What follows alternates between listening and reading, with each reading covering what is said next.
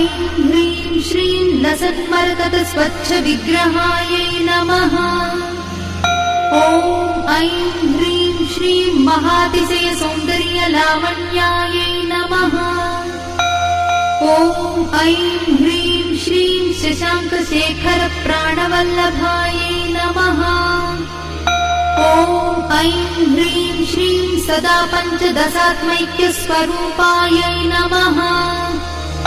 ॐ ऐं ह्रीं श्रीं वज्रमाणिक्य कटक किरीटायै नमः।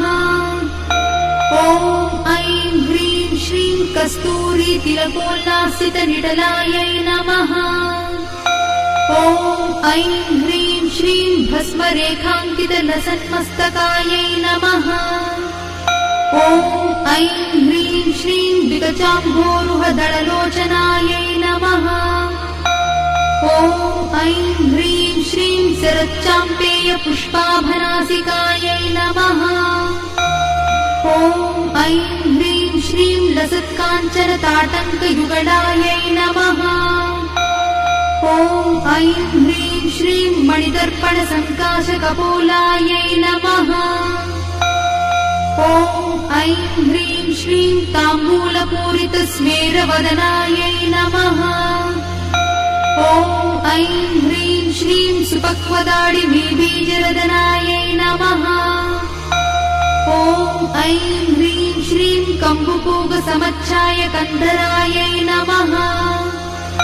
ॐ ऐं ह्रीं श्रीं स्थूलमुक्ताफलोदारसुहानायै नमः। ॐ ऐं ह्रीं श्रीं गिरीशबद्धमाङ्गल्यमङ्गलायै नमः। ॐ ऐं ह्रीं श्रीं पद्मपाशाङ्कुशलसत्कराब्जायै नमः। ॐ ऐं ह्रीं श्रीं पद्मकैरवमन्दारसुमालिन्यै नमः।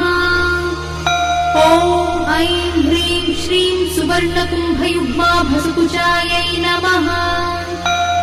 ॐ ऐं ह्रीं श्रीं रमणीयचतुर्बाहुसंयुक्तायै नमः। ॐ ऐं ह्रीं श्रीं कनकाङ्गदकेयूरभूषितायै नमः।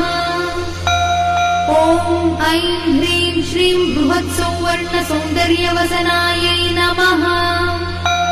ॐ ऐं ह्रीं श्रीं बृहन्नितम्बविलसज्ञघनायै नमः। ॐ ऐं ह्रीं श्रीं सौभाग्यजातशृङ्गारमध्यमायै नमः। ॐ ऐं ह्रीं श्रीं दिव्यभूषणसन्दोहरा